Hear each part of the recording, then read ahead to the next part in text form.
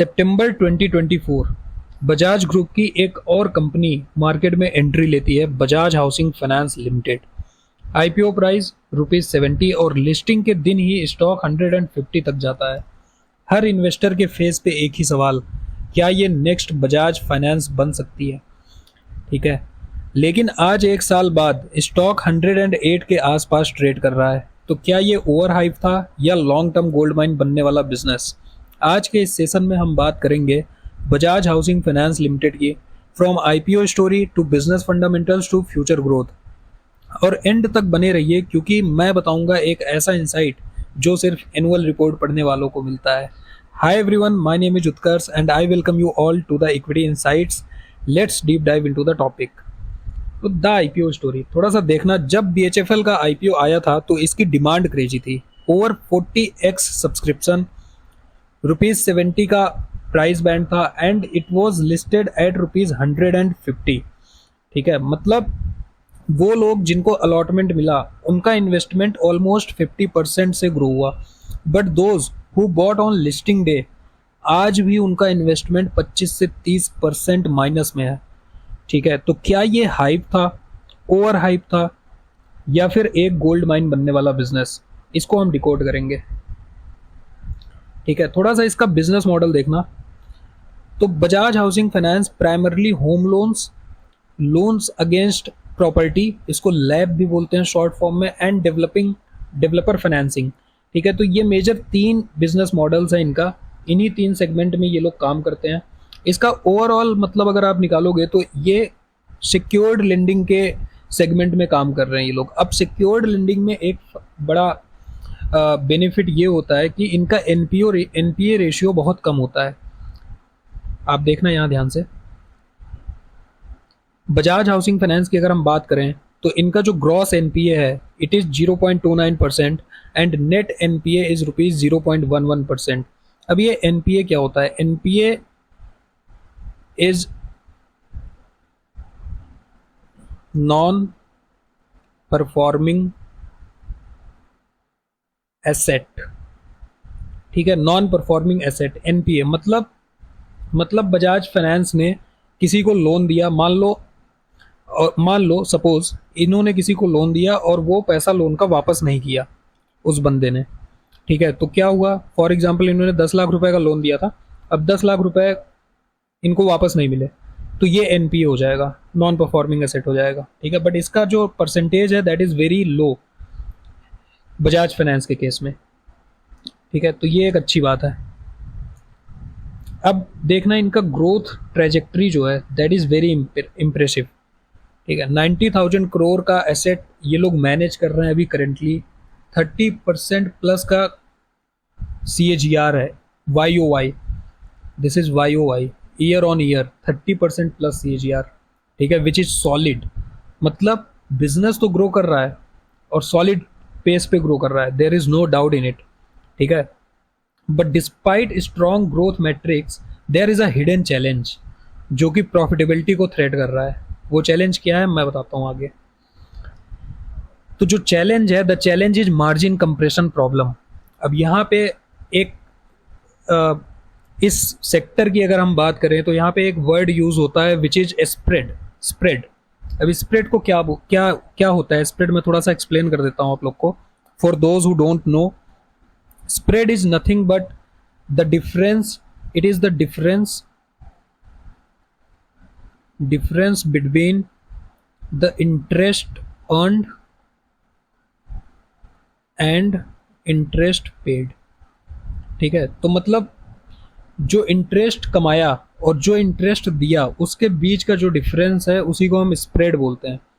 तो इस सेक्टर में, हाउसिंग फाइनेंस के सेक्टर में, जितना ज़्यादा स्प्रेड ग्रो करेगा मतलब मार्जिन उतना ज़्यादा बढ़ रहा है।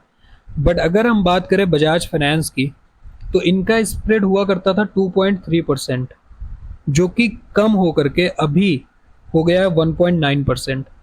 ठीक है, तो रिस्क जोन अभी भी ठीक है, they can survive, still they can survive, but risk कब होगा? जब ये ड्रॉप होकर के 1.5% या बिलो 1.5% जाएगा, then that is the real risk. ठीक है, इसका क्या मतलब है? स्प्रेड का क्या मतलब है मोटा मोटा? मोटा मोटा स्प्रेड का ये मतलब है, जब स्प्रेड कम हो रहा है दैट मीन्स बिजनेस तो ग्रो कर रहा है बट प्रॉफिट पर rupee of loan is decreasing. ठीक है, जो मार्जिन पे डायरेक्ट असर आ रहा है, इम्पैक्ट पड़ रहा है प्रॉफिटेबिलिटी पे। So that is the reason. अब थोड़ा सा देखना बजाज इकोसिस्टम के बारे में। ब्रांड पावर है, ठीक है। अब बजाज का स्प्रेड भी कम हो रहा है, सारी चीज़ें हैं, बट फिर भी ये अच्छा क्यों है? तो आप इस सिनर्जी को समझना, ये कोई छोटी मोटी चीज़ नहीं है। जो बजाज ग्रुप का ब्रांड ट्रस्ट है, बजाज फाइनेंस, और जो इनका कस्टमर बेस है, ठीक है। बजाज फाइनेंस एक हाउस होल्ड नेम है, हम सारे लोग अग्री करते हैं इस बात को। अब बजाज का जो कस्टमर बेस है that is around 8 crore plus, 8 crore plus, ठीक है। अब बजाज हाउसिंग फाइनेंस क्या करता है, इसी कस्टमर बेस पे वो क्रॉस सेल करता है, ठीक है, जिसकी वजह से ये अपना बिजनेस धीरे धीरे स्केल कर रहा है। इस ये सिनर्जी कोई छोटी मोटी चीज नहीं है। The Bajaj ecosystem provide distribution, capital and brand trust advantage that can't be easily replicated. ठीक है, अगर आज किसी को बजाज हाउसिंग फाइनेंस जैसी एक कंपनी बनानी हो तो उसके लिए बहुत बहुत बहुत ज़्यादा मुश्किलें होंगी, ठीक है, कस्टमर बेस एक्वायर करना। बट क्योंकि बजाज फाइनेंस ऑलरेडी एक हाउस होल्ड नेम था, इसीलिए बजाज हाउसिंग डेवलपमेंट फाइनेंस को उतना ज़्यादा चैलेंज नहीं आया, ठीक है।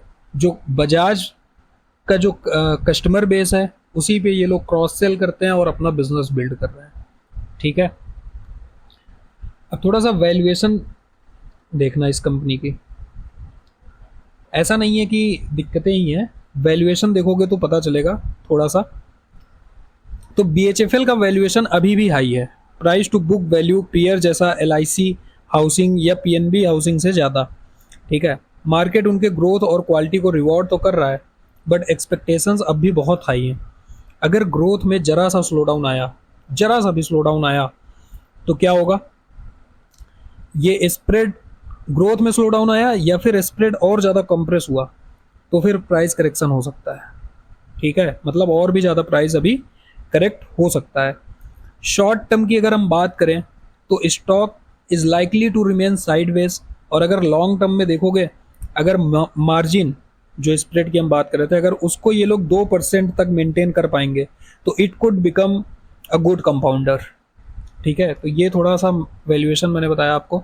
अब देखते हैं 3 क्रिटिकल मेट्रिक्स जो अगर आप इन्वेस्टेड हो बजाज हाउसिंग फाइनेंस में, इन्वेस्टेड हो आप या फिर आप इन्वेस्टमेंट करने के बारे में सोच रहे हो, तो ये चीज़ देखना, ध्यान देना। But before I explain it, मैं आपको एक डिस्क्लेमर देना चाहता हूँ कि I am not a SEBI registered research analyst. Please do consult with your financial advisor before you start investing in any of the stock, equity, mutual fund, bond, or whatever instrument you want to invest in. I am not a SEBI registered research analyst and I am not a right person to give you advice. So that is the disclaimer which is my duty. जो मेरा duty है बताना आपको, मैंने आपको बता दिया।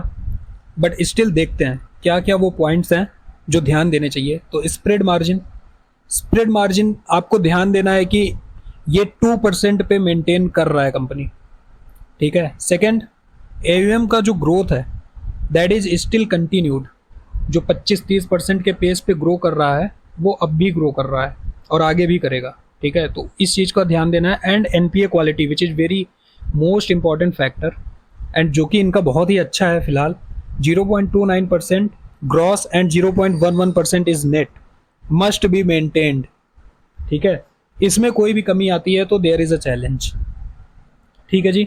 तो ये चीज़ थी। अब आपको क्या लगता है बजाज हाउसिंग फाइनेंस 5 साल बाद या 6 साल बाद, ठीक है, कैसा लगेगा, कैसा रहेगा, क्या ग्रोथ रेट रहेगी इसकी, क्या रिटर्न्स रहेगा, क्या ये एक कंपाउंडर बन सकता है? आप कमेंट सेक्शन में ज़रूर बताइएगा। एंड वीडियो कैसी लगी, अगर वीडियो अच्छी लगी हो तो वीडियो को लाइक करना, चैनल को सब्सक्राइब करना। मिलते हैं किसी अगले वीडियो में, तब तक के लिए this is Utkarsh signing off.